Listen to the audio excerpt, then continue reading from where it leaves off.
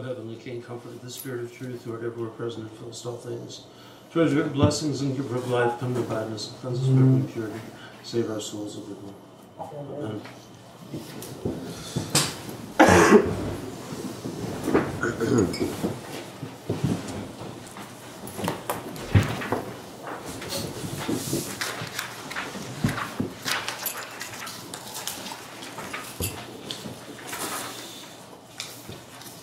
And now you could be a reader in church. I've been thinking about getting tantric as a reader, actually. That's good. Yeah, you have some practice. I do it every week at church as well. You might want to talk to Father George about that. Yes. Okay, so we're on step 18, I think. Mm-hmm.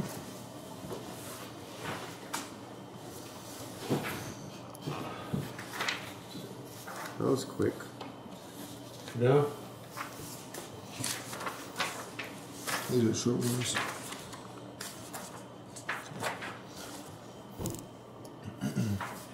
Well, dealing with the sins of carnality, and so it's lust, gluttony, lust, and avarice are known as the sins of carnal sins. So it moves now towards more sins of the soul. So, shall we? Step 18, on insensibility, that is, deadening of the soul and the death of the mind before the death of the body. Insensibility, both in the body and in the spirit, is deadened feeling, which from long sickness and negligence lapses into loss of feeling. Insensibility is negligence that has become habit, benumbed thought, the child of predispositions, a snare for zeal, the noose of courage, ignorance of compunction, a door to despair, the mother of forgetfulness which gives birth to the loss of the fear of God. And then she becomes the daughter of her own daughter. He who has lost sensibility is a witless philosopher, a self-condemned commentator, a self-contradictory windbag, a blind man who teaches others to see. He talks about healing a wound and does not stop irritating it. He complains of sickness and does not stop eating what is harmful. He prays against it and immediately goes and does it. And when he has done it, he is angry with himself, and the wretched man is not ashamed of his own words. I am doing wrong, he cries, and eagerly continues to do so. His mouth prays against his passion, and his body struggles for it. He philosophizes about death, but he behaves as if he were immortal. He groans over the separation of soul and body, but drowses along as if he were eternal. He talks of temperance and self-control, but he lives for gluttony. He reads about the judgment and begins to smile. He reads about vainglory and is vainglorious while actually reading it. He repeats what he has learnt about vigil and drops asleep on the spot. He prays his prayer, but runs from it as from the plague. He blesses obedience, but he is the first to disobey. He praises detachment, but he is not ashamed to be spiteful and to fight for a rag. When angered, he becomes bitter, and he is angered again at his bitterness, and he does not feel that after one defeat he is suffering another. Having overeaten, he repents, and a little later again gives way. He blesses silence and praises it with a spate of words. He teaches meekness, and during the actual teaching frequently gets angry. Having woken from passion, he sighs, and shaking his head, he again yields to passion. He condemns laughter and lectures on mourning with a smile on his face. Before others, he blames himself for being vainglorious, and in blaming himself is only angling for glory for himself. He looks people in the face with passion and talks about chastity. While frequenting the world, he praises those who live in stillness without realizing that he shames himself. He extols almsgivers and reviles beggars. All the time he is his own accuser, and he does not want to come to his senses. I will not say cannot.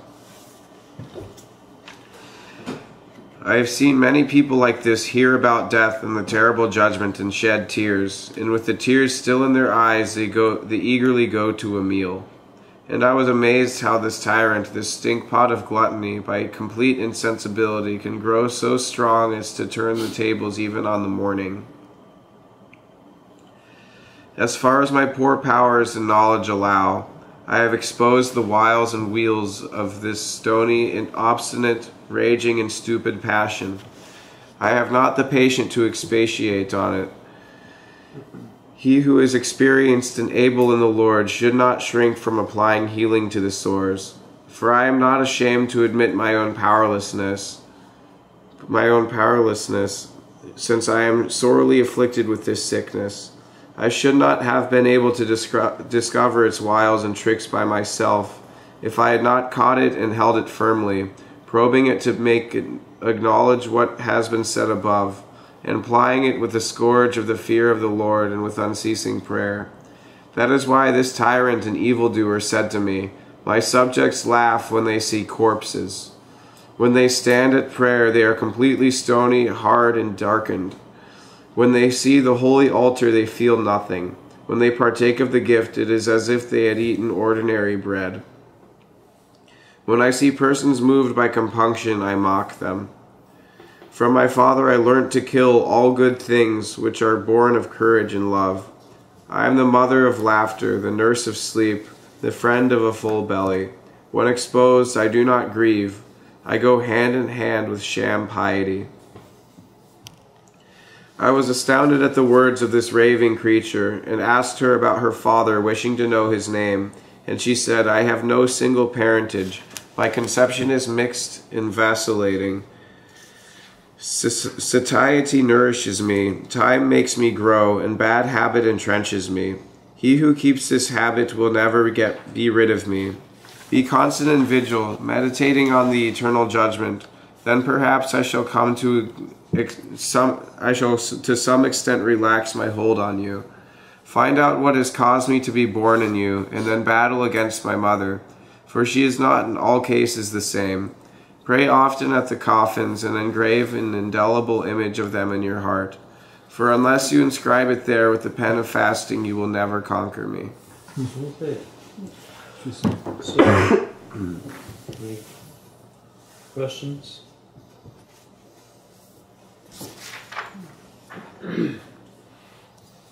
Is this talking about hypocrisy? Is that what? Well, part of it's partly it certainly is hypocritical, but it's that unfeelingness that with these things that should make you should sober you up, and don't.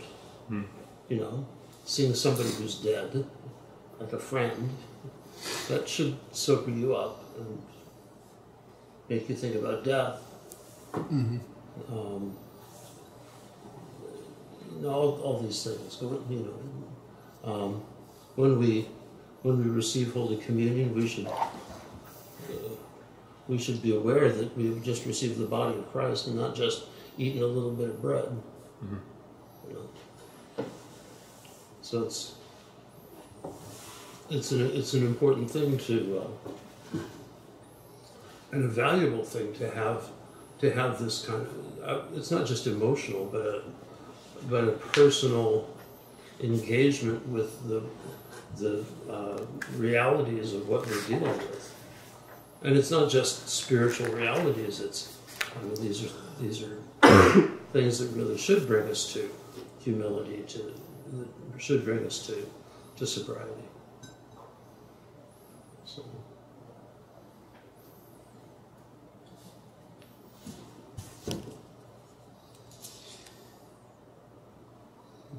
What does it mean to keep constant vigil? Constant vigil. What means to be watchful? Where are you pointing to? It's in the last point where it says be constant in vigil, meditating on eternal judgment. Then perhaps I shall to some extent relax my hold. Oh, be constant in vigil.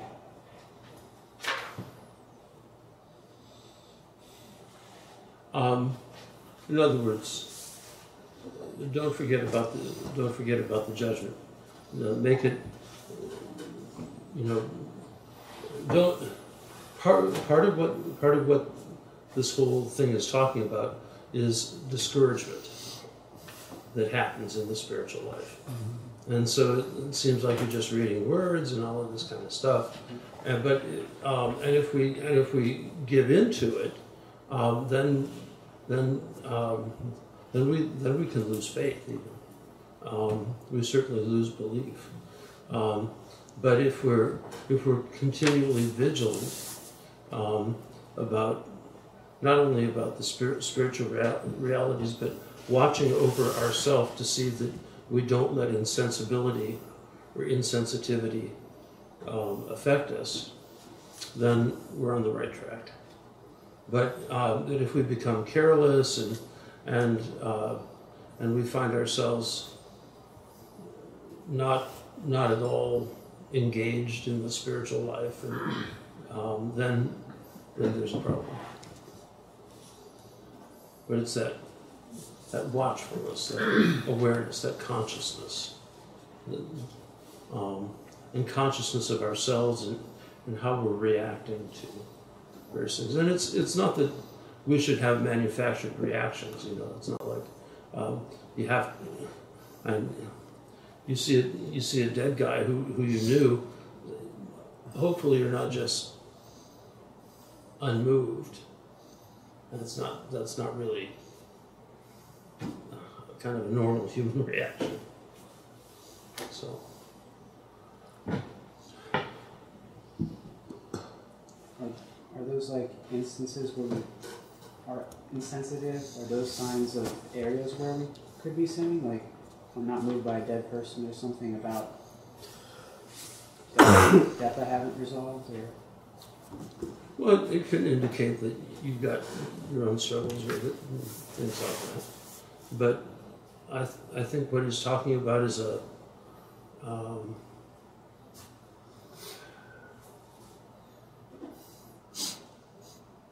kind of demoralization where you've let yourself slip so much that you're just not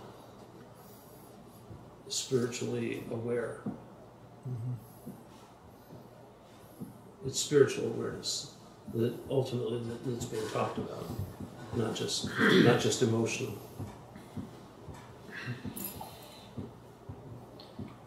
It seems like maybe regular confession would help against this. Is that? Yeah, it should. Having to keep in mind how you've fallen and not just sort of. Because the more you confess and the more you partake of the holy mysteries, you're getting closer with the Heavenly Father too. Remember that. Yeah, you become more and more. It helps with your to keep vigil, to be vigilant, because it keeps you mindful of that you need to be spiritually engaged.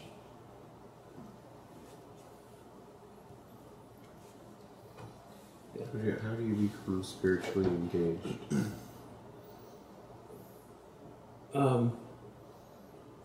It's inside. Yeah, I mean, you might know it yourself. Right. I mean, they praying, asking God for help. That's being spiritual. Well, yeah, but I mean, and seeing within yourself. If you're saddened by your falls and glad if you have some kind of a victory over some temptation, then that's a kind of spiritual engagement.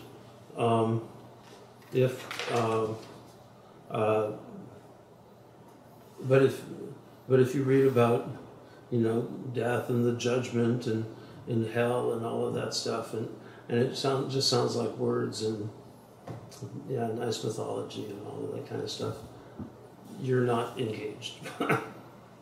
You're insensitive to it. And so you have to ask yourself, why are you insensitive to it? Is it possible for someone to be desensitized by outside factors, not necessarily of their fault? Yeah. And so So the idea is to become more sensitized, more focused and engaged.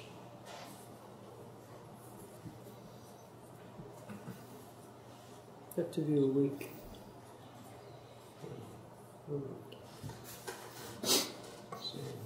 Seems like the root of it is despair.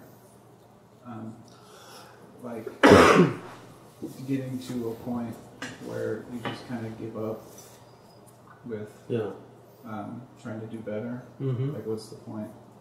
Right. That's kind of demoralization. Yeah. And despondency and despair, all of that feeds into it.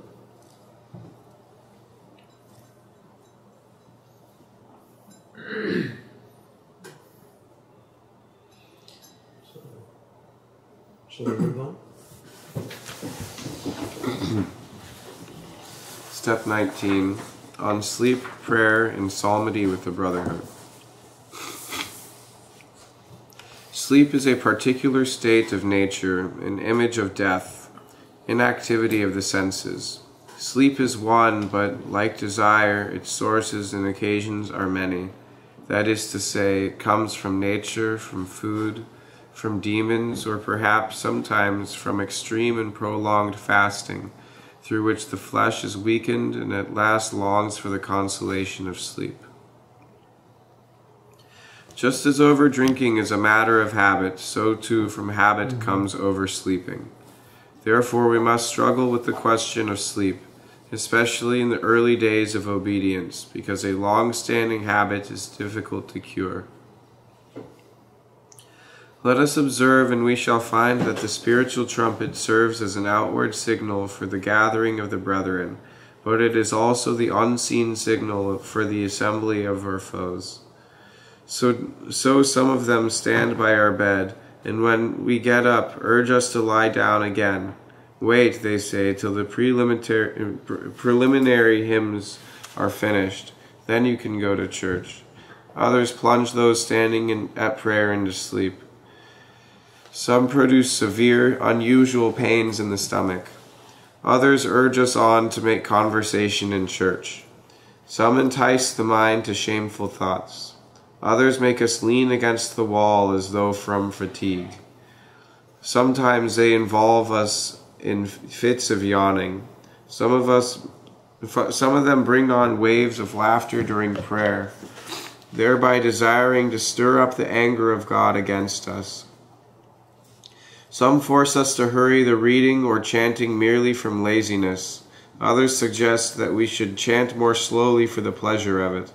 And sometimes they sit at our mouths and shut them so we can scarcely open them. He who reckons with feeling of heart that he stands before God in prayer shall be an unshakable pillar, and none of the aforesaid demons will make sport of him. The really obedient man often suddenly becomes radiant and exultant during prayer, for this wrestler was prepared and fired beforehand by his sincere service. It is possible for all to pray with a congregation. For many it is more suitable to pray with a single kindred spirit. Solitary prayer is for the very few. In chanting with many, it is impossible to pray with the wordless prayer of the Spirit, but your mind should be engaged in contemplation of the words being chanted or read, and you should say some definite prayer while you are waiting for the alternate verse to be chanted. It is not proper for anyone to engage in any accessory work, or rather distraction during the time of prayer, for the angel who attended Antony the Great taught him this clearly. Just as furnace tests gold, so the practice of prayer tests the monk's zeal and love for God. A praiseworthy work. He who makes it his own draws near to God and roots demons. So, questions? What is the anger of God against us? Well, quite frankly, I don't really see that that would provoke God to anger against us. But if that's what the demons want to do. Nick, how are you? If that's what the demons are trying to provoke, they're trying to provoke it. So, and if we think God is going to be angry with us for not fulfilling some precept or something like that, then I suppose that that will take root. Not that God will actually be angry against us, but that rather that we'll think He is.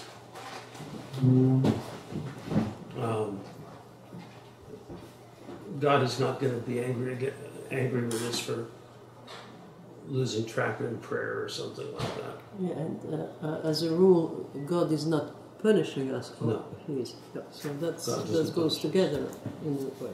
Yeah. Being angry and punishing. Although, quite frankly, in some of the patristic texts, they do have this whole idea of God is punishing. But for the most part, that's really not something that I see. I have to say. Yeah. I don't know if it was in the reading, but is there a problem with the desire for sleep? Like sometimes somebody may like work really hard and then all of a sudden like, man, I can't wait to sleep. Mm-hmm. Is that like part of the problem, or is that okay, or is it like food? Like an over desire for food is not good. Well, yeah, it would be the same thing. And if you're getting your 7 or 8 hours of sleep a night, that should be enough. And but if all you want to do is sleep and be lazy, then that probably reveals something else, like depression or despondency, in these terms. So it's not a, so desire for sleep is not in itself bad, but if it's excessive, it's bad. It becomes a passion. And of course it can be a way of escape. But here again, that's all tied in with despondency and depression. So when he's talking about like the influence of the demons, and my impression is like we are naturally like weak and inclined toward being lazy and wanting bodily comfort, but at the same time there's a sense in which demonic powers can also provoke those weaknesses. Mm-hmm. I don't think he's saying like Thank you. No. like they directly cause them per se. Is he saying more like they influence in a negative way what's already there?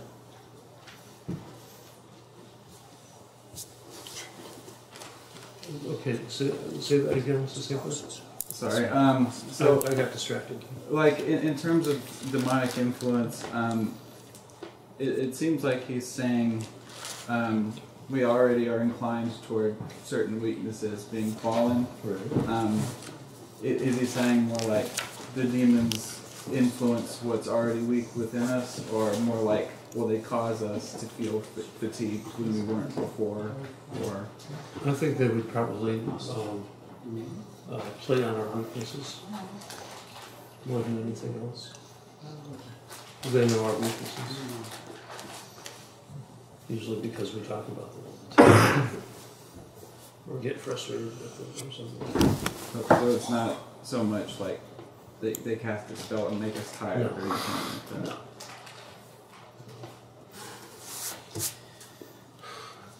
One of the things I wanted to do is, next time I go down to St. Anthony's, I'd like to talk with them about, it would be good to have one of the fathers there do a book on demonology. They did that whole big book on soul after death, but demonology would be very helpful. Like a seminar on demonology. Yeah. I don't even know where to start, quite frankly. I don't know the sources. So. So if it's getting sort of later in the day and you know that you should say your evening prayers, obviously they're good. The wisest choice is before you get tired to say them. But let's say you're already tired. Is it better to say them even though you're tired, or to go to bed? You always say it first. Even if you think about something else? You just, just be, just always say your first. Always say your first. Yeah. But still, I have to say, one of my favorite verses in Scripture is from the Psalms of Ascent that we read during the pre-sanctified liturgy. It is in vain that you rise up early and go late to rest, eating the bread of anxious toil, so he gives to his beloved sleep. Isn't there another verse that says a blessing early in the morning will be taken as a curse in the Psalms? I think that was the verse. But that was something that I saw come up in like an article about humor in the Bible. Well, there is humor in the Bible. Definitely. What psalm was that? I don't remember. The Psalms of Ascent.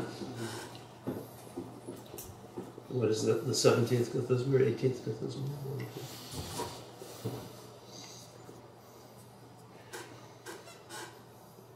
Okay. I wanted to ask a question Yeah. for everyone. Solitary prayer is for the very few. Yep. What does that mean? I think what it means is that the life of the hermit is for very few. That doesn't mean that monks shouldn't pray alone in their cell. It means that going off and being a hermit, being a solitary, is for the very few.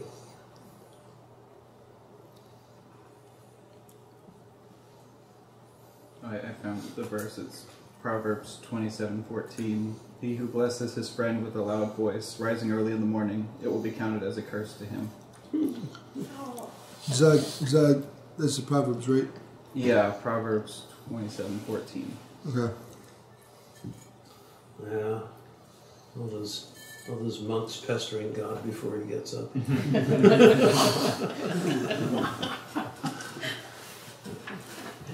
So, okay, shall we move on? Step 20.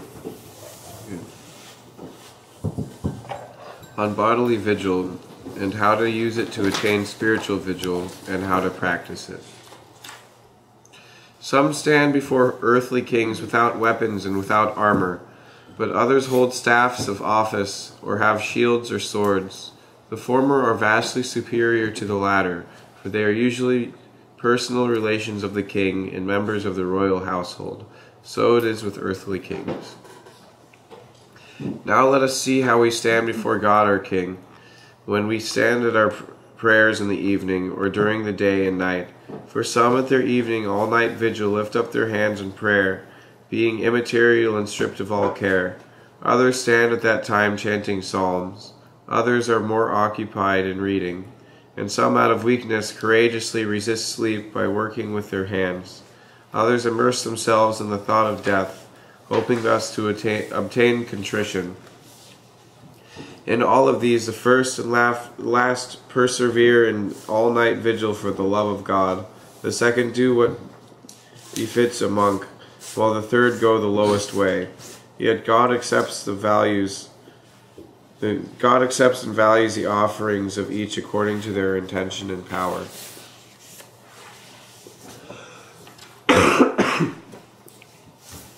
A vigilant eye makes the mind pure, but much sleep hardens the soul. A vigilant monk is a foe to fornication, but a sleepy one is its mate. Vigil is a quenching of lust, deliverance from dream phantoms, a tearful eye, a softened heart, the guarding of thoughts, the smelting furnace of food, the subduing of passions, the taming of spirits, the chastisement of the tongue, the banishment of fantasies. A vigilant monk is a fisher of thoughts, and in the serenity of the night he can easily observe and catch them. The God-loving monk, when the trumpet sounds for prayer, says, "Good, good," and the lazy one says, "Woe, alas." The preparing of the table exposes gluttons, but the work of prayer exposes lovers of God. The former skip on seeing the table, but the latter scowl. Long sleep produces forgetfulness, but vigil purifies the memory. The farmer's wealth is gathered on the threshing floor and in the wine press, but the wealth and knowledge of monks is gathered during the evenings and the night hours, while standing at prayer and engaged in spiritual activity. Long sleep is an unjust comrade. It robs the lazy of half their life and even more. The inexperienced monk is wide awake in friendly conversation, but his eyes become heavy when the hour of prayer is upon him. The lazy monk is experienced in loquaciousness, but when the hour of prayer arrives, he cannot keep his eyes open. At the sound of the trumpet the dead will rise, and when idle talk is afoot, those who were asleep come to. The tyrant's sleep is a crafty friend. When we are full of food, it often leaves us, but in hunger and thirst it attacks us vigorously. It suggests that we should do handwork during our prayers, for it cannot otherwise foil the prayers of the vigilant. It first enters into conflict with beginners in order to make them negligent from the very outset, or to prepare the way for the demon of fornication.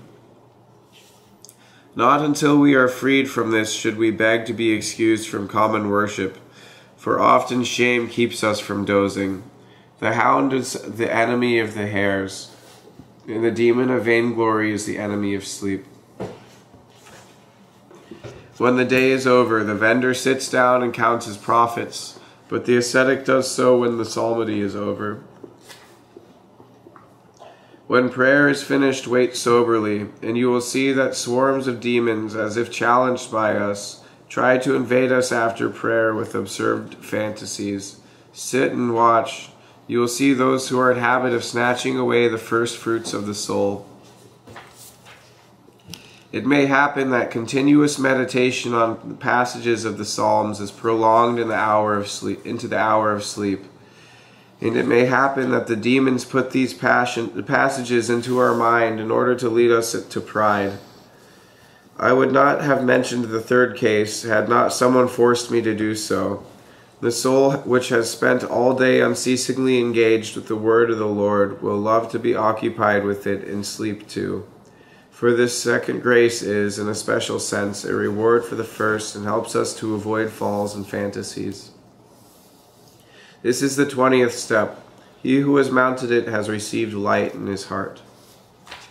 Any questions on this? Seems pretty straightforward. Yep. The vigil is an important part. At St. Anthony's in Arizona, the schedule is that Vespers starts at 5, then there's dinner and compline after that. The monks go to bed for 2 or 3 hours, a couple hours, and then around 7 o'clock, 7:30, and then get up by 10 and keep vigil for at least 3 hours. Usually the Jesus prayer, but it can be reading or some kind of prayerful activity. And then they have the services. Do they pray together, or they do it in the rooms? Individually. Okay. For the novices, it may be together. I don't know. And then they do matins and liturgy at 1 o'clock in the morning. Wow. Just like Jerusalem does that too. Yeah. The Holy Land does that, right? Right. Yeah. Then they go back to bed Mm-hmm. and get up and say some more brief prayers and go to work. Yeah. So They're always vigilant. yeah. So the practice of vigil is a good thing. It's also various of the fathers write about how important it is to pray at midnight. Then others that around 3 or 4 in the morning is another important time to pray. And it's interesting that doctors and hospices observe that there are many people who die around 4 o'clock in the morning. It's interesting. So anyway,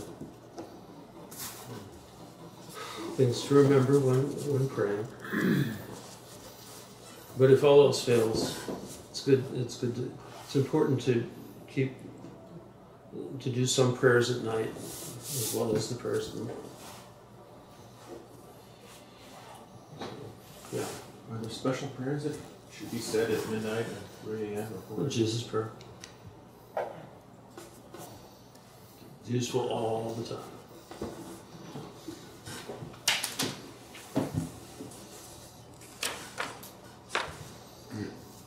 So, anything else? 20? Yeah. Question. Is the nighttime like a time of heightened temptation, in a sense? A fighting temptation? Yeah. Like, it's like more temptation in that, like, if people are staying up late at night, like, or if like people are working night shift or something like that, they're just like, treating it as just any work. Like, is it more like? There are less distractions at night, so you can be a little more focused in fighting your own temptations. Mm-hmm. So, but it's not like there are more temptations at night than in the daytime. But each person is different, what he has to face.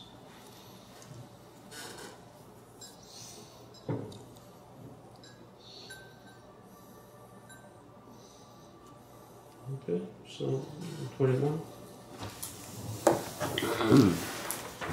Step 21 on unmanly and puerile cowardice. If you pursue virtue in a monastery or cenobium, you are not likely to be attacked much by cowardice, but the man who spends his time in more solitary places should make every effort to avoid being overcome by that offspring of vainglory, that daughter of unbelief, cowardice. Cowardice is a childish disposition in an old, vainglorious soul. Cowardice is a falling away from faith that comes of expecting the unexpected. Fear is a rehearsing of danger beforehand, or again, fear is a trembling sensation of the heart, alarmed and troubled by unknown misfortunes. Fear is a loss of assurance. A proud soul is a slave of cowardice. It vainly trusts in itself and is afraid of any sound or shadow of creatures. Those who mourn and those who are insensitive are not subject to fear, but the cowardly often have become deranged, and this is natural, for the Lord rightly forsakes the proud that the rest of us may learn not to be puffed up.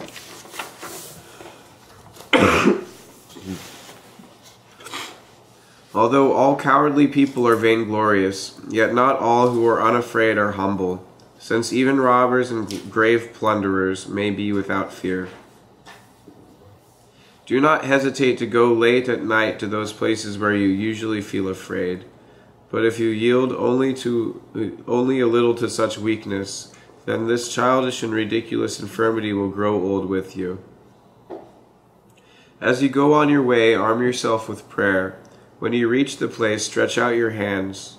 Flog your enemies with the name of Jesus, for there is no stronger weapon in heaven or earth. When you get rid of the disease of fear, praise Him who has delivered you. If you continue to be thankful, He will protect you forever. Just as it is impossible to satisfy the stomach in one bout, so also it is impossible to overcome fear instantly. It will yield more quickly in proportion as you mourn, but to the extent that our mourning fails, we continue to be cowards. My hair and my flesh quivered, said Eliphaz, when describing the malice of this demon. Sometimes the soul and sometimes the flesh turns coward first, and the one passes its infirmity on to the other. If this untimely fear does not pass into the soul when the flesh flinches, then deliverance from the disease is at hand. But actual freedom from cowardice comes when we eagerly accept all unexpected events with a contrite heart. It is not darkness and desolateness of place that gives the demons power against us, but barrenness of soul. And through God's providence, this sometimes happens in order that we may learn by it. He who has become the servant of the Lord will fear his master alone, but he who does not yet fear him is often afraid of his own shadow. In the presence of an invisible spirit, the body becomes afraid, but in the presence of an angel, the soul of the humble is filled with joy. Therefore, when we recognize the presence from the effect, let us quickly hasten to prayer, for our good guardian has come to pray with us. He who has conquered cowardice has clearly dedicated his life and soul to God.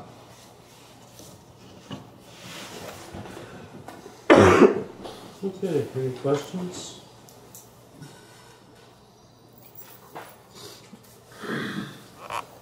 Is he talking primarily about fear of like demons?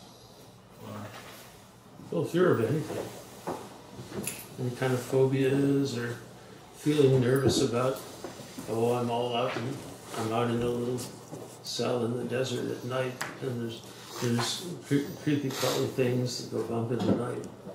And maybe there's a lion going to come and a snake going to crawl into my cell, and what about those bats? You know.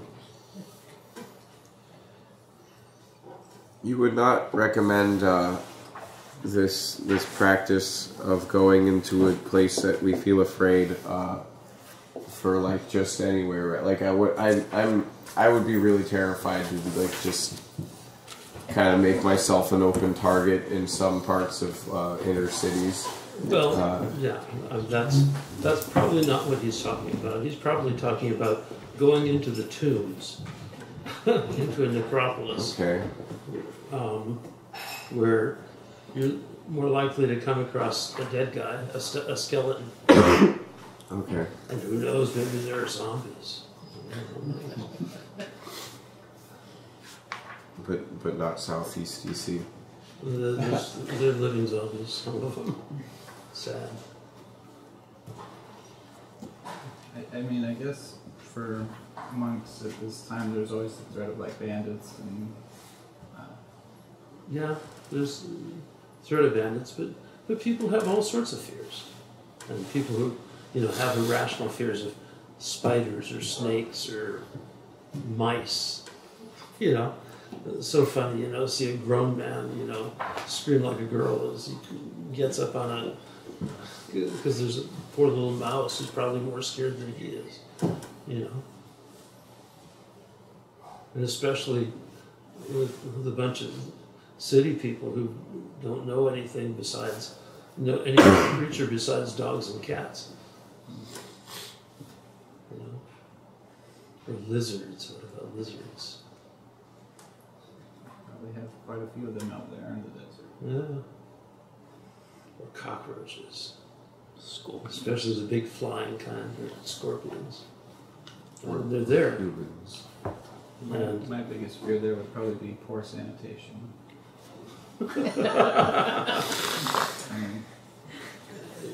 Actually, so you would probably be happy for any sanitation. Yeah. Mm-hmm. Yeah. It'd be pretty difficult if the only thing around is a pad of cactus, to use for. No toilet paper. So.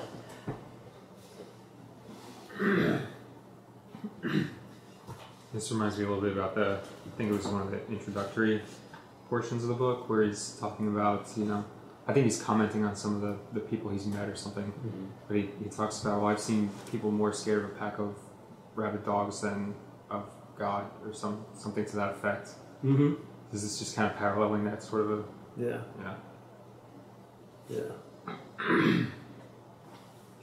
I feel that way when I see police cars.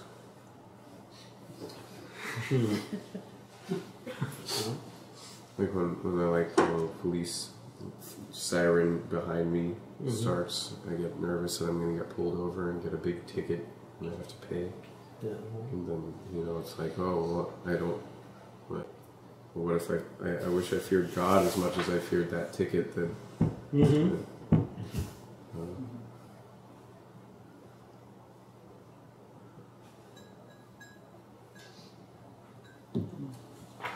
That's not the point. We shouldn't fear God.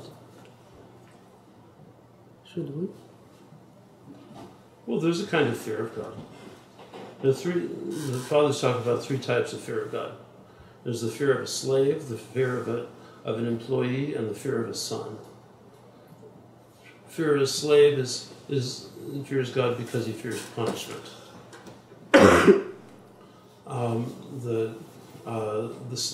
The employee fears that he's not going to get his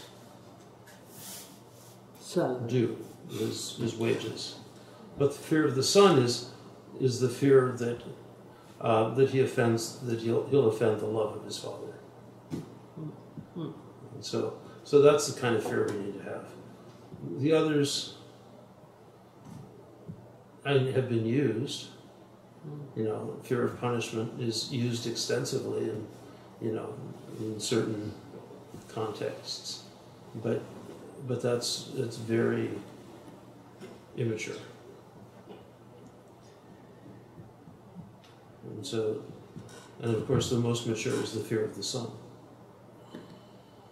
So when I was a child, I would hear God will punish you. I'm sorry. God will punish you. That's what I've heard from my parents. Bog nakaże. I mean, shouldn't a child sort of expect a bit of constructive discipline if they're acting like a fool or... Spare the rod, spoil the child. Yeah. So, I mean, God is not vindictive in his punishment, but he will do what's necessary to shape us up. Right. I think. And it's not vindictive. It's not vindictive, it's not retributive. You don't have to propitiate God's wrath. That's all kind of a very Old Testament way of looking at it. And a pagan way of looking at it. I just remembered that verse from Psalm 22, thy rod and thy staff have comforted me. I think the shepherd probably has a rod for prodding the sheep into the right course. But that's easier to understand.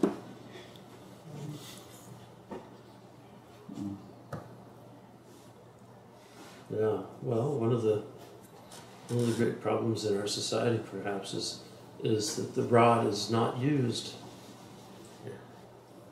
adequately. As they should. Not as it should. No. Well, because ultimately discipline is a sign of God's love. He only bothers with those that he loves, or you only bother with those that you care about, right? So God's disciplining you shows that he loves you. So you might want to ask the Lord, why do you love me so much?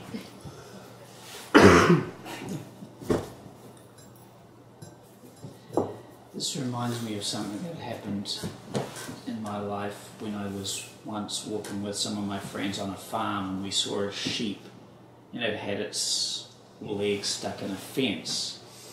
Now, of course, our idea was to go over to the sheep and take it out of the fence. But just the fact that human beings were walking towards the sheep, it was terrified. Mm-hmm. And it ended up freeing itself from the fence by virtue of the fear of us approaching rather than us having to do it. But it makes me think sometimes we have a very wrong impression of God, and He's trying to help us out of our messes, and we're more scared of Him. And you run away. Besides this, she probably knew you had lamb chops for dinner.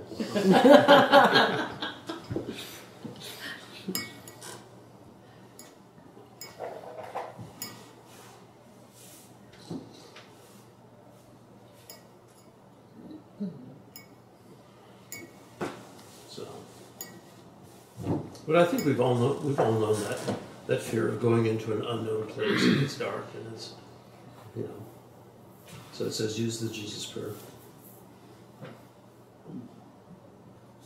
think we should not intentionally scare ourselves in the sense of like horror movies. Well, like going ghost hunting or something like that. Don't go to Baltimore at night. Well, I mean, that's true. It's a different kind of like fear of getting shot versus fear of going into an abandoned asylum at night. You know, who knows what's lurking. Probably not the right approach. Right. Like to fear from drill or something. Well, there's a fear of, you know, of the unknown, or of creepy crawlies and things, or of that there might be somebody there in the dark. And that's one kind of fear. But then there's a sense of a tremendous sense of fear from the presence of demons. And when you encounter the demons in that way, it can be terrifying. And it's not just the kind of anticipation of I don't know what's going to happen, what's going to go. It's something that chills down to the depths of your soul. I mean, Not pleasant. Like you often, when you hear about people who have had supernatural experiences with what they understand to be ghosts or something, we would generally say it's demonic activity, but there's something in the human soul that is just deeply shocked and I don't know, but terrified by that as a natural reaction. Nobody's sitting there like, oh, that's neat. That's a neat phenomena. Well, sometimes you can't even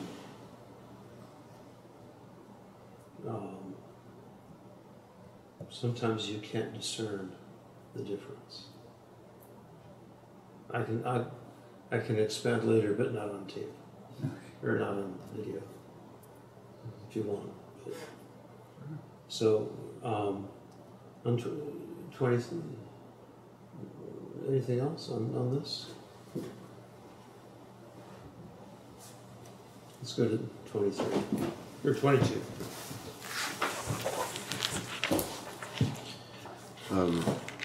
So I don't know if you caught this, but my voice is pretty rough right now. I've had a cough, and I'm not sure if I can handle this long of a chapter. Okay. Somebody else want to read? I can do it if the audio is better over here. It would be convenient if whoever does it was sort of sitting around here.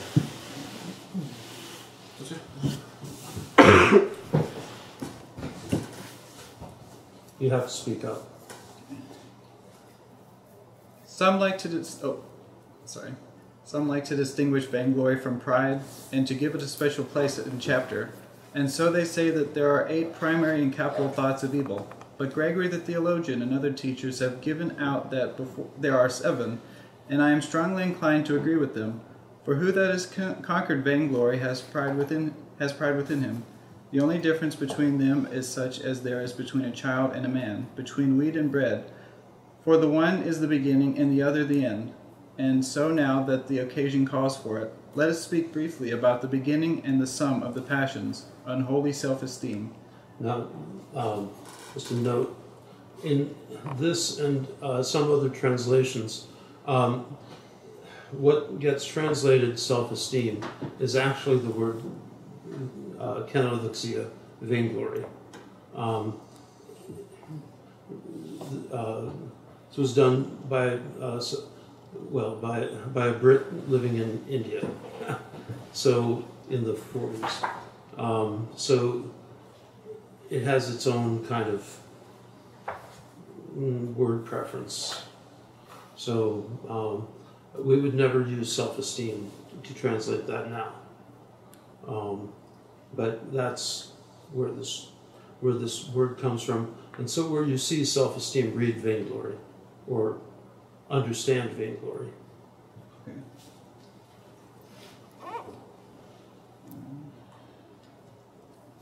For if anyone were to try to philosophize at length on this subject, he would be like someone who vainly troubles himself over the weight of the winds. With regard to its form, vainglory is a change of nature, a perversion of character, a note of blame, and with regard to its quality, it is a dissipation of labors, a waste of sweat, a betrayal of treasure, a child of unbelief, the precursor of pride, shipwreck in harbor, an ant on the threshing floor, which, though small, has designs upon all one's labor and fruits. The ant waits for the gathering of the wheat, and vainglory for the gathering of the riches of virtue, for the one loves to steal and the other to squander. The spirit of despair rejoices at the sight of increasing vice, and the spirit of vainglory at the sight of increasing virtue. The door for the first is a multitude of wounds, and the door for the second is a wealth of labors. Observe, and you will find unholy vainglory abounding till the very grave in clothes, oils, servants, perfumes, and the like. The sun shines on all alike, and vainglory beams on all activities. For instance, I am vainglorious when I fast, and when I relax the fast in order to be unnoticed, I am again vainglorious over my prudence. When well dressed, I am quite overcome by vainglory, and when I put on poor clothes, I am vainglorious again. When I talk, I am defeated, and when I am silent, I am again defeated by it. However I throw this prickly pear, a spine stands upright. A vainglorious person is a believing idolater. He apparently honors God, but he wants to please not God, but men. Every lover of self-display is vainglorious.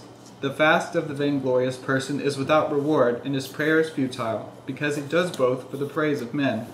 A vainglorious ascetic is cheated both ways. He exhausts his body, and he gets no reward. Who will not laugh at the vainglorious worker, standing for psalmody and moved by this passion, now to laughter and then to tears for all to see? God often hides from our eyes even those perfections that we have obtained. But he who praises us, or rather misleads us, opens our eyes by his praise, and as soon as our eyes are open, our treasure vanishes. The flatterer is a servant of devils, a guide to pride, a destroyer of contrition, a ruiner of the virtues, a misleader. Those who pronounce you blessed lead you astray, says the prophet. People of high spirit bear offense nobly and gladly, but only the holy and righteous can pass through praise without harm. I have seen people mourning who, on being praised, flared up in anger, and as at a public gathering one passion gave place to another. No one knoweth the things of man save the spirit of man which is in him, and so let those who try to praise us to our face be silent and ashamed. When you hear that your neighbor or friend has abused you behind your back, or even to your face, then show love and praise him. It is a great work to shake from the soul the praise of men, but to reject the praise of demons is greater. It is not he who disparages himself who shows humility, for who will not put up with himself, but he who maintains the same love for the very man who reproaches him. I have noticed the demon of vainglory suggesting thoughts to one brother, while he reveals them to another. He then incites the latter to tell the former what is in his heart, and then praises him as a thought reader. and sometimes unholy creature that he is, he even touches the bodily members and produces palpitations. Do not take any notice of him when he suggests that you should accept a bishopric, abbey, or a professorship, for it is difficult to drive away a dog from a butcher's counter. Whenever he sees that any have acquired in some light measure a state of peace, he immediately urges them to leave the desert for the world, saying, "Set out in order to save the souls which are perishing." Ethiopians have one kind of face, and statues another. So too the vainglory of those living in a community takes a different form from that of those living in the desert. Vainglory incites monks given to levity to anticipate the arrival of lay guests, and to go out of the cloister to meet them. It makes them fall at their feet, and, though full of pride, it feigns humility. It checks manner and voice, and keeps an eye on the hands of visitors in order to receive something from them. It calls them lords and patrons graced with godly life. To those sitting at table it suggests abstinence, and it rebukes subordinates mercilessly. It stirs those who are slack at standing in psalmody to make an effort. Those who have no voice become good chanters, and the sleepy wake up. It fawns upon the precentor, and begs to be given first place in the choir. It calls him father and teacher as long as the guests are still there. Vainglory makes those who are preferred proud, and those who are slighted resentful. Vainglory is often the cause of dishonor instead of honor, because it brings great shame to its enraged disciples. Vainglory makes quick-tempered people meek before men. It has great ambition for natural gifts, and through them often hurls its wretched slaves to destruction. I have seen a demon injure and chase off his own brother, for just when a brother had lost his temper, secular visitors suddenly arrived, and the wretched fellow resold himself to vainglory. He could not serve two passions at the same time. He who has sold himself to vainglory leads a double life. Outwardly he lives with monks, but in mind and thought he is in the world. If we ardently desire to run toward the state of well-being on high, we should be eager to taste the glory that is above. He who has tasted that will despise all earthly glory. For I should be surprised if anyone could despise the latter unless he had tasted the former. Often after being stripped by vainglory, we turn and strip it more cleverly.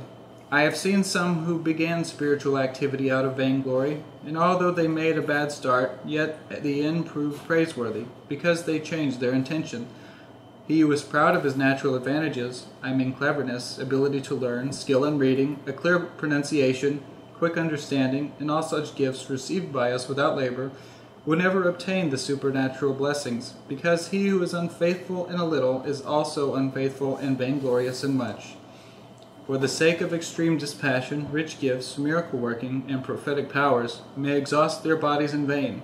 They forget themselves, poor wretches, since it is not toil so much as humility that is the mother of such perfections. He who asks God for gifts in return for his labors has laid unsure foundations. He who regards himself as a debtor will unexpectedly and suddenly receive riches. Do not believe the winnower when he suggests that you should display your virtues for the benefit of the hearers. For what shall a man be profited if he shall bring profit to the whole world and forfeit his soul? Nothing so edifies our neighbor as sincere and humble speech and manners, for this serves as a spur to others never to be puffed up. And what can be more beneficial than this?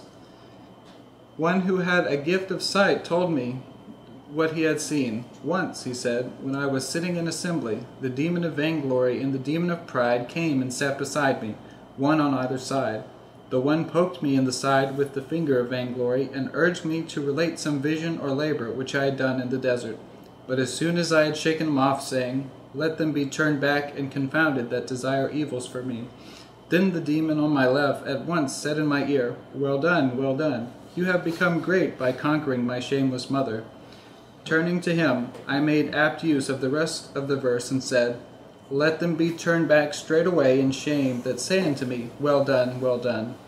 And to my question, how is vainglory the mother of pride? He replied, praises exalt and puff one up, and when the soul is exalted, then pride seizes it, lifts it up to heaven, and casts it down to the abyss. There is a glory that comes from the Lord, for he says, "Those who glorify me, I will glorify." And there is a glory that dogs us through diabolic intrigue. For it is said, "Woe unto you, when all men shall speak about you." You may be sure that it is the first kind of glory when you regard it as harmful and avoid it in every possible way, and hide your manner of life wherever you go. But the other you will know when you do something, however trifling, hoping that you will be observed by men. Abominable vainglory suggests that we should pretend to have some virtue that we do not possess, spurring us on by the text, "Let your light so shine before men that they may see your good works." The Lord often brings the vainglorious to a state free of vainglory through the dishonor that befalls them. The beginning of freedom from vainglory is the custody of the mouth and love of being dishonored. The middle stage is a beating back of all acts of vainglory in thought, and the end, if there is an end to an abyss, consists in doing those things in the presence of others which bring us dishonor, without feeling grief therefrom. Do not hide your shameful deeds with the idea of removing a cause of stumbling from your neighbor, although perhaps it will not be advisable to use this remedy in every case, but it will depend on the nature of one's sins. When we invite glory, or when it comes to us from others uninvited, or when out of vainglory we decide upon a certain course of action, we should remember our mourning and should think of the holy fear with which we stood before God in solitary prayer, and in this way we shall certainly put shameless vainglory out of countenance, if we really have concern for true prayer. If this is insufficient, then let us briefly recollect our departure, and if this is also ineffective, at least let us fear the shame that follows honor. For he who exalts himself will be humbled, not only there, but certainly here as well. When our praisers, or rather our seducers, begin to praise us, let us briefly call to mind the multitude of our sins, and we shall find ourselves unworthy of what is said or done in our honor. No doubt there are certain prayers of some vainglorious people that deserve to be heard by God, but the Lord has a habit of anticipating their prayers and petitions, so that their conceit should not be increased because the prayers have succeeded. Simpler people are not much infected with the poison of vainglory, because vainglory is a loss of simplicity and an insincere way of life. It often happens that when a worm becomes fully grown, it gets wings and rises up on high. So too, when vainglory increases, it gives birth to pride, the origin and consummation of all evils. He who is without this sickness is near to salvation, but he who is not free from it is far from the glory of the saints. This is the 22nd step. He who is not caught by vainglory will never fall into that mad pride which is so hateful to God. It's actually a horrible thing what the church does to its bishops. It sets them on a pedestal, dresses them up like the Roman emperor, and, puts torches in his hand and says, "Let your light so shine before men that they may see your good works and glorify your Father who is in heaven." And you think their head is not going to swell and fill that motorcycle helmet thing? Lord have mercy. Can we change that? It's wild. It is wild. I mean, I could just imagine with St. John Climacus, how he would react to the hierarchical liturgy. But yeah, a lot of that stuff is new, actually.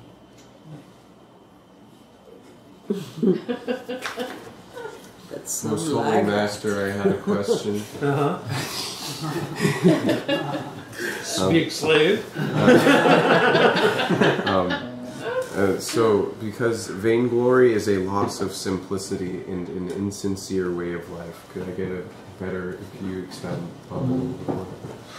Well, vainglory is all about doing things for show. And real simplicity is just to do things because you do them, and that's what that is, and you don't care about.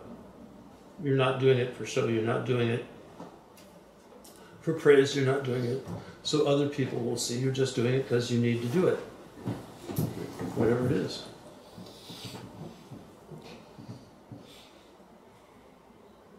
So, but it's incredibly sneaky. And that's, and read through all of these things and I can just go check. Oh. And the place where it says, well, do shameful things in order so that people won't. It's like, sure.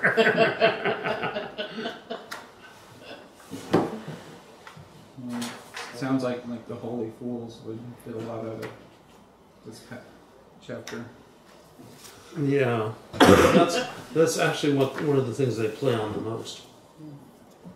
You know, when Saint Basil the Blessed sat naked on the steps of the Cathedral of the Protection, which is, you know, the Saint Basil's in Moscow, eating sausages on Good Friday. All he was doing was playing on people's vainglory. You know, here they were, you know, the aristocracy came in richly adorned and, you know, furs and jewels and stuff. And of course there were the poor people over there half naked begging for food and, all these people, he was making a great show of their fasting and, you know, and how ascetic they were during Lent. And so he would eat sausages on Good Friday. So it's all about exposing vainglory.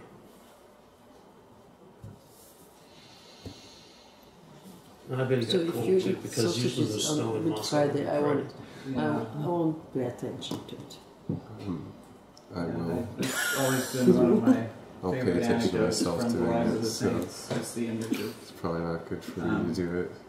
you know, about what But fasting I is don't really know all about. if It's not takes like, too much space in your you know, eating soul, or not eating in and that's- of itself it's not, it's vainglory. is the thing. It's what you do with it, and it's I how appreciate people out to affect you. I'll give you more. And one of the great inspirations of the saints is how much they scandalize the world and like shock us and into being awoken. Yeah. It says, do not hide your shameful deeds with the idea of removing a cause of stumbling from your neighbor. So you should sit there checking out, you know, on the internet. No. Lord of mercy. I had a question about the theme of the danger of flattery, which it reminds me of something else I heard in the past as well, how some of the saints have said that I hate... It's such a danger for someone to tell me something good that I've done. Now, it makes... The question I have is, should we... If we appreciate someone who's done something good or is doing something good, should we tell them? No. Because maybe we'll provoke them into... No. Okay. That's what I was thinking, but then on the other hand, you sometimes feel like maybe you should. Well, there's a fine line between encouraging and praising. And, you know, if you go up to somebody and say, oh, we were talking about fasting. I can tell you had a really good Lent this year, you know, and you must have been really fasting hard. And it's, you know, it shows, I mean, you're drawn, you've lost 40 pounds, yeah. I mean, what's that going to do? You know, or, I don't know. But when somebody does something wrong, you tell him, or you don't. Yeah, that's a good point. It should be said. That's what it says in the scripture, I guess. You have to tell. Yeah, of course, it's kind of become a system is that you let the spiritual father tell the person if they've done something wrong. Only granted confession. And maybe how you said that praise versus encouragement, maybe that makes sense. I think. Yeah, but this also brings up that reality that the only people that could read this text when it was written were from the higher levels of the aristocracy, because they were the ones who were educated. That's good for them. Well, yeah, it's good for them, and the whole point is to shatter their pride. In other words, they were fat little rich Greek kids, and fat little rich Greek kids 1,000 years ago are not much different than fat little rich Greek kids today. They're weighted on hand and foot and given everything that they want and everything they need and everything they don't. Right? Mm-hmm. And you have a problem with Greece? That's just part of the culture. What's that? I'm sorry. Nothing. No, I don't have a problem with Greece. That's the culture. That's the culture. That's the problem with Turks. And but that's also been Greek culture for probably 3,000 years. And so and in the upper classes. And so what does it nurture? It nurtures pride. And in the days of the Roman Empire, when 60 or 70% of the population were slaves, they were also taught how to command the slaves. And even Jesus said, so when you're, most of the English translations use servant, but the word is actually slave.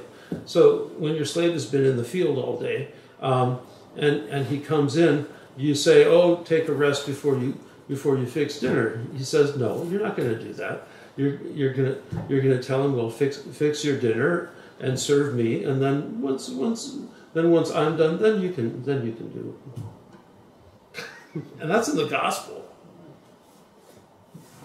So I mean that's in the culture. So there's a kind of pride of position and pride of, it's pride of position, but pride of social status that is nurtured in the children of the aristocracy and especially royalty from infancy. I have some friends in England who they're both financial planners for the highest levels of the aristocracy, and they said that some of these people in their families no one in their family has had to make a decision for about 500 years, or 700 years. All of their wealth was earned in the 12 and 1300s. And must be nice. Yeah, well, it is and it isn't. But so there's a pride of place that they have, which isolates them from the reality of the other 97% or 99% of the world. I remember also many years ago in San Diego. I grew up in a nice area and called La Jolla, and my mother got jury duty, and it was a rape case from some Mexican immigrant kid who'd raped a young girl and who was about the same age as my sister. So ultimately my mother was dismissed but the lawyer the lawyer who dismissed her said, and so what is a matron from La Jolla going to know and understand about the life of somebody from the lowest end of the lowest, which is true. I mean, she couldn't even conceive of that lifestyle. So, and I'm certainly not asserting that she was arrogant and proud, but there's a whole cultural thing which sets up in this literature that the greatest of all sins is pride.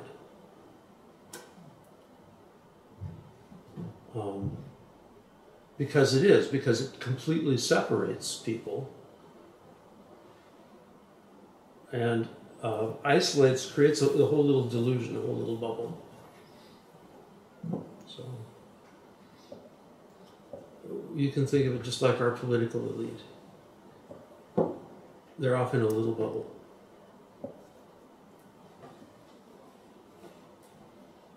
You know, oh, how nice it would be to, take from the rich and give to the poor, and everybody can be equal, and we have social justice and all of that. Look at that already. Yeah, except for the fact that they're the ones where their wealth would be taken, and they wouldn't have to worry about that. But they wouldn't have to worry about that because they're the power elite, right? Anyway, but that's pride and vainglory, right there, right? So, translating some of this stuff culturally is important. And it's going to look different in a monastic setting in the 7th century than it looks in 21st century Washington. Mm-hmm. But there's direct parallels, even though there's 1,300 years difference. So, or 1,400 years.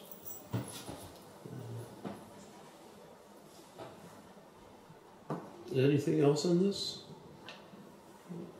I'm reminded of a story about St. Gabriel of Georgia. Uh-huh.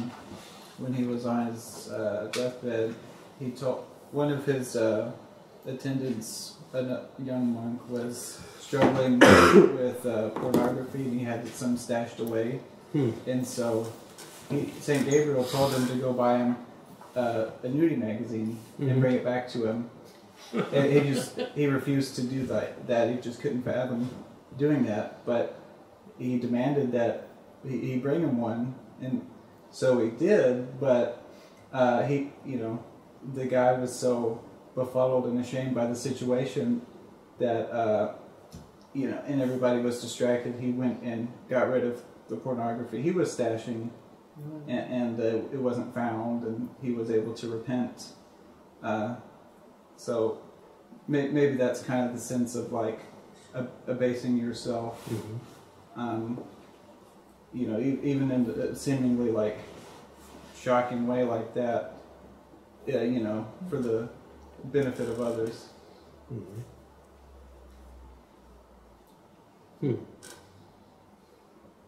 Where did you find that? The Bible Illustrated channel on YouTube. He does like illustrations of like stories from the lives of the saints and passages from the Bible. I haven't read like any of the lives of St. Gabriel. They're probably in Georgian mostly, but that's where I heard about it the first time. Well, he is a contemporary saint, so it would be. Yeah. There's another place where you can find that.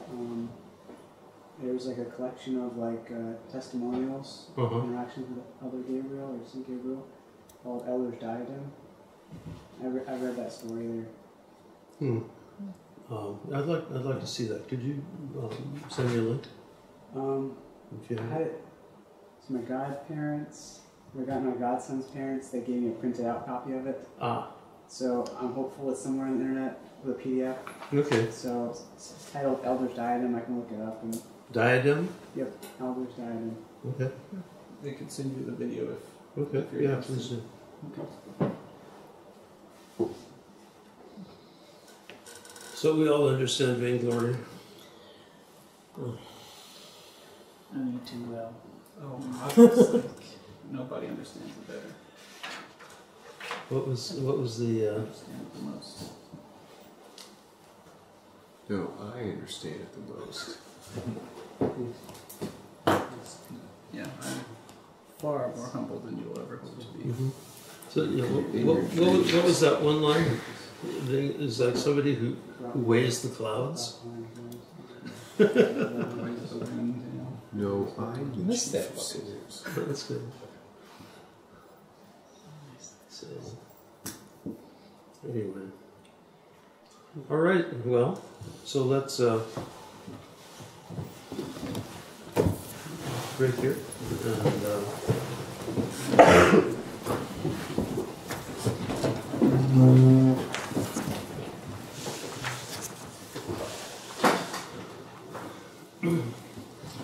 It is truly meet to bless the Theotokos, ever blessed and most pure, and the Mother of our God, more honorable than the cherubim, more glorious beyond compare than the seraphim, without corruption that gave us birth to God, the Word, true Theotokos, we magnify them. The blessing of the Lord be upon you through His grace and love for mankind, always now and ever into ages of ages. Amen.